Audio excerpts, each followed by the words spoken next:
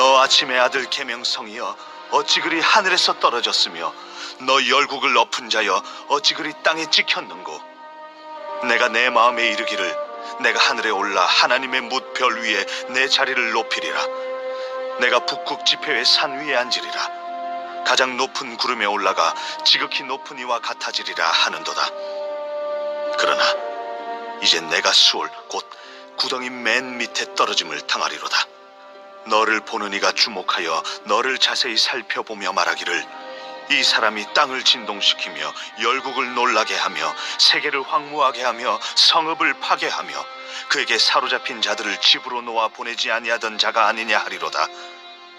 열방의 모든 왕들은 모두 각각 자기 집에서 영광 중에 작업만은, 오직 너는 자기 무덤에서 내쫓겼으니 가증한 나무가지 같고 칼에 찔려 돌구덩이에 떨어진 주검들에 둘러싸였으니 밟힌 시체와 같도다.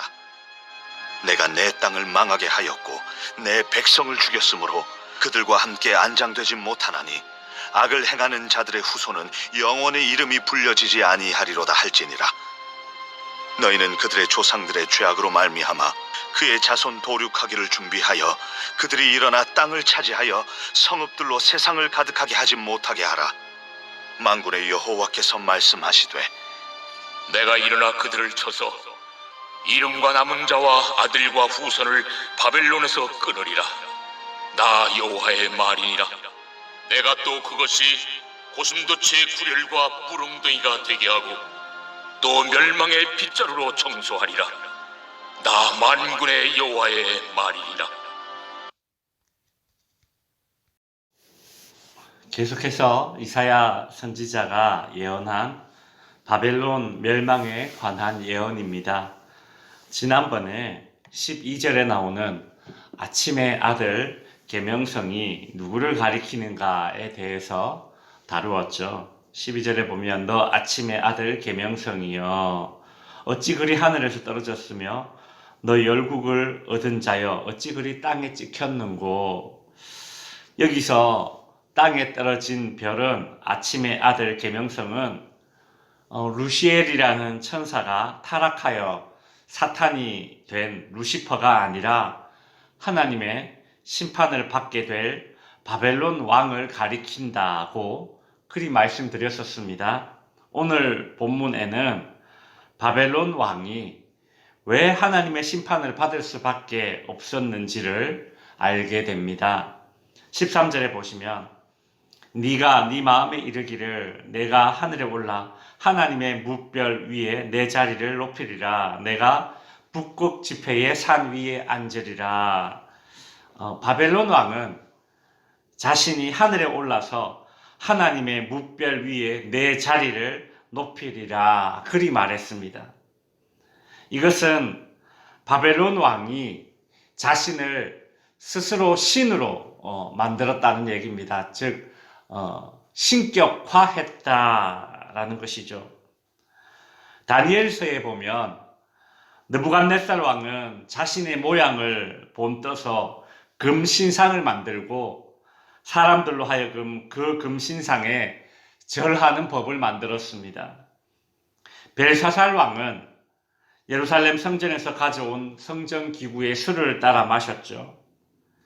이 모든 행동들은 바벨론 왕들이 스스로를 신격화했던 그런 역사적인 증거들입니다. 바벨론 왕은 내가 북극 지폐의 산 위에 앉겠다 이리 말하고 있습니다.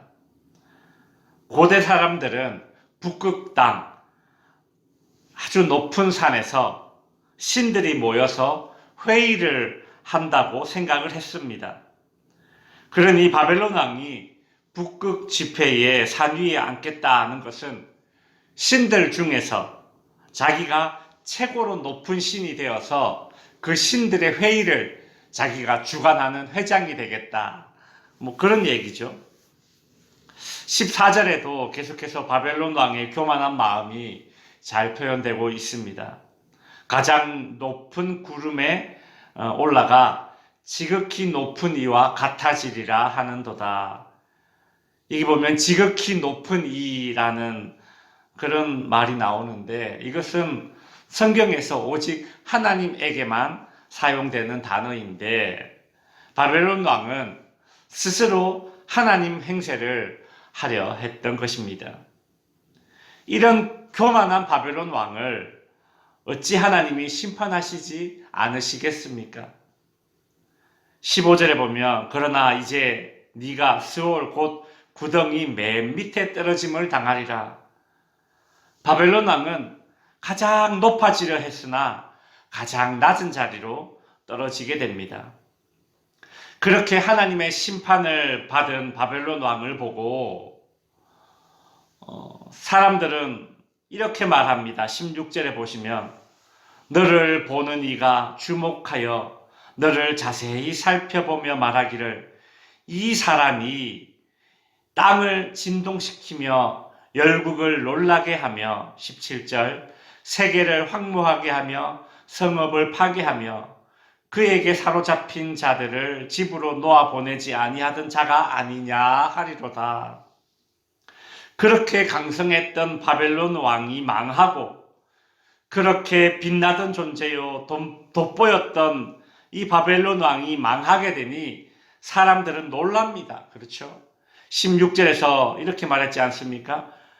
이 사람이 분명하게 이 사람이라고 말하고 있죠. 그러니까 12절에서 땅에 떨어진 이 아침의 아들 계명성은 루시퍼라는 이름을 가진 사탄이 아니라 이 사람이라는 겁니다. 즉 사람, 즉 바벨론 왕을 가리키는 것입니다. 바벨론 왕은 자신뿐만 아니라 그 후손들에게도 심판의 영향력 아래 놓이도록 그런 피해를 끼치죠.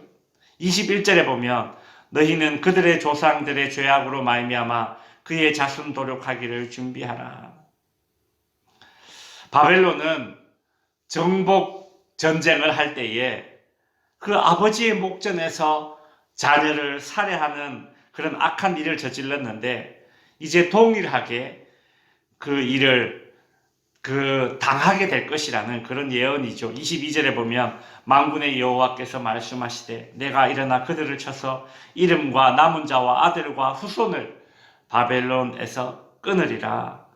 하나님은 이 조상들의 악행을 보고 자란 악독한 종자들이 자라나지 못하도록 그 바벨론 왕의 후손들, 그 종자 자체를 끊으십니다.